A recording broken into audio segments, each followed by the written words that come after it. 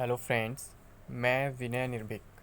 Friends, आपका एक बार फिर से हमारे चैनल पे स्वागत है। फ्रेंड, जैसा कि आप लोग लगातार कमेंट करके पूछ रहे हैं कि ग्रुप डी एग्ज़ाम डेट को लेकर के मैं कुछ लेटेस्ट अपडेट दूं कि अब लेटेस्ट अपडेट क्या है। तो फ्रेंड्स, लेटेस्ट अपडेट वही है जो बहुत पहले से उम्मीद किया जा रहा था, लेकिन अब क्या कहें, रेलवे अगर कुछ गलत करता है तो ना आप कुछ कर पाएंगे ना हम कुछ कर पाएंगे। लेकिन अगर वही हम गलत किए होते तो आप लोग हमें गाली देते।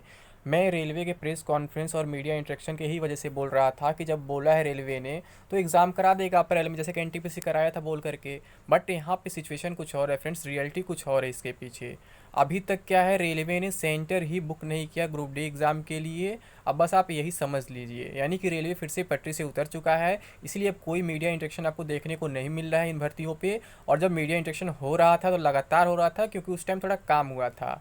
और मैं आपको बहुत पहले भी बात बोला था, जब पहला फेज़ हुआ था एनटीपीसी का, तब भी मैं यही बोला था कि रेलवे की कोई तैयारी नहीं है, बस ये अपनी बातों को सच साबित करने के लिए पहला फेज़ अचानक कर आ रहे हैं। और वही चीज़ अब सब कुछ सामने आपके आ गया धीरे धीरे देखते हुए, क्योंकि तैयारी अभी फ्रेंड्स ग्रुप डी में भी नहीं है। जैसा कि मैं एनटीपीसी टाइम बताया था, अगर इनकी तैयारी रहती तो ये इतना लंबा इस एग्ज़ाम को नहीं खींचते और 4 से 5 फेज़ में कंप्लीट करा दिए होते। बट क्या हुआ फ्रेंड्स, वहाँ पे पहला फेज़ कराए, फिर दूसरा कराए, फिर तीसरा, फिर चौथा, फिर पाँचवा, फिर छठवां, अभी सातवां का इंतजार हो रहा है। ठीक है, तो मैं आपसे तब बोला था कि इन्होंने क्या किया है कि जब ये काफ़ी ट्रोल हो गए सोशल मीडिया पे, यूट्यूब, फेसबुक और जगह पे कि एग्ज़ाम टाइम से नहीं करा पा रहे, केवल बोल रहे हैं, तो अचानक इन्होंने क्या किया, 28 दिसंबर से एनटीपीसी का एग्ज़ाम करा दिया। लेकिन अभी क्या है, ग्रुप डी में कोई उतना ट्रोल भी नहीं कर रहा है इन्हें, और ये अभी एग्ज़ाम कराने वाले भी नहीं है। और एक चीज़ मैं बता दूं फ्रेंड्स, ये एग्ज़ाम जो है 5 फेज में हो सकता है, और पहले और दूसरे फेज के बीच में कुछ गैपिंग आपको देखने को मिल सकता है। जैसे एनटीपीसी में क्या था, अभी 1 फेज से लेकर के 6 फेज तक जो एग्ज़ाम हुए हैं उनमें बहुत ज़्यादा गैप नहीं देखा गया है,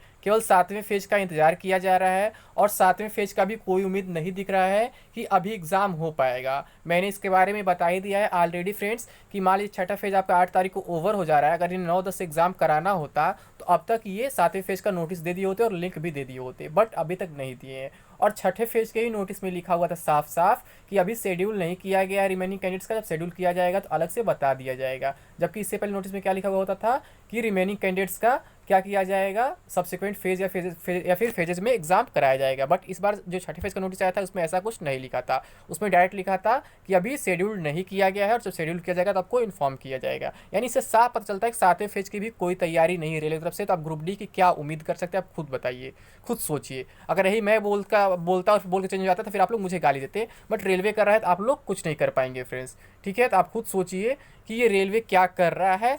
ठीक, तो अगर हम बात करें कि अब ग्रुप डी कब से हो सकता है, तो फ्रेंड जैसा कि मैं अभी सुबह बताया था कि आपका जो 7वां फेज एनटीपीसी का है वो मान के चलिए कि अब जो है 27-28 अप्रैल के बाद ही होगा, क्योंकि 11 से 27 अप्रैल तक सीएसएसएल का एग्ज़ाम होगा।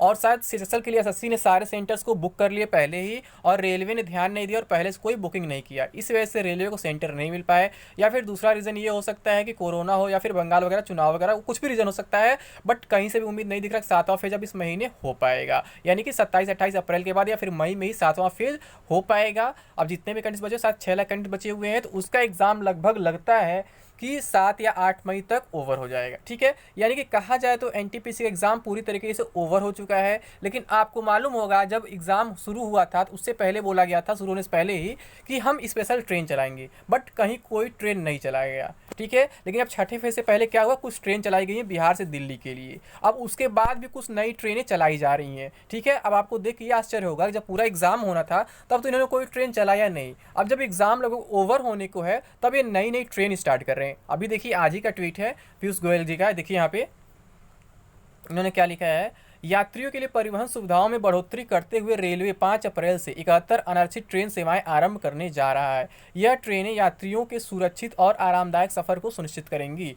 ट्रेन सेवाओं की सूची के लिए देखें। ठीक है, तो 5 अप्रैल से ये आरंभ हो रही है, तो 5 अप्रैल में सोमवार से। ठीक है, और अभी तक ये सोए हुए थे, अभी तक नहीं स्टार्ट किया। जब एनटीपीसी का एग्ज़ाम लगातार चल रहा था तो तब इनको कोई ध्यान नहीं आया। लेकिन जब धीरे धीरे एनटीपीसी का एग्ज़ाम ओवर हो गया है तब इनको ट्रेन स्टार्ट करने का याद आया है, तो अभी कई सारी ट्रेनें एक साथ स्टार्ट कर रहे हैं। ठीक है, इसका आपको कोई फ़ायदा नहीं मिला जिनका एनटीपीसी, लेकिन जिनका ग्रुप डी उन्हें फ़ायदा मिल सकता है फ्रेंड्स। ठीक है, तो अगर हम बात करें ग्रुप डी कब हो सकता है, तो फ्रेंड्स जैसा कि मैं बता रहा हूँ कि 7-8 मई तक तो आपका एनटीपीसी जा सकता है। तो इस हिसाब से हम कह सकते हैं कि 10 मई से आपका ग्रुप डी स्टार्ट हो सकता है, क्योंकि उधर सेंटर्स वगैरह खाली हैं, उधर कोई एग्ज़ाम नहीं है।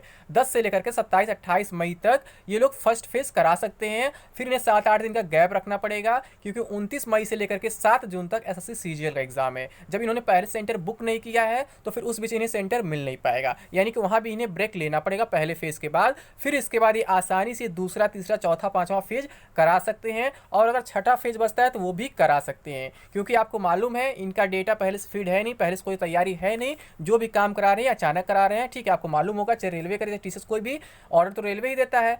तो यहाँ पे कोई भी काम क्या है कंप्लीटली आपका सही से नहीं है, प्री प्लान नहीं है, सब कुछ अचानक हो रहा है। तो ये लोग 5 फेज में भी करा सकते हैं, 6 फेज में भी करा सकते हैं अगर इनका डेटा फिट नहीं रहता टाइम से तो।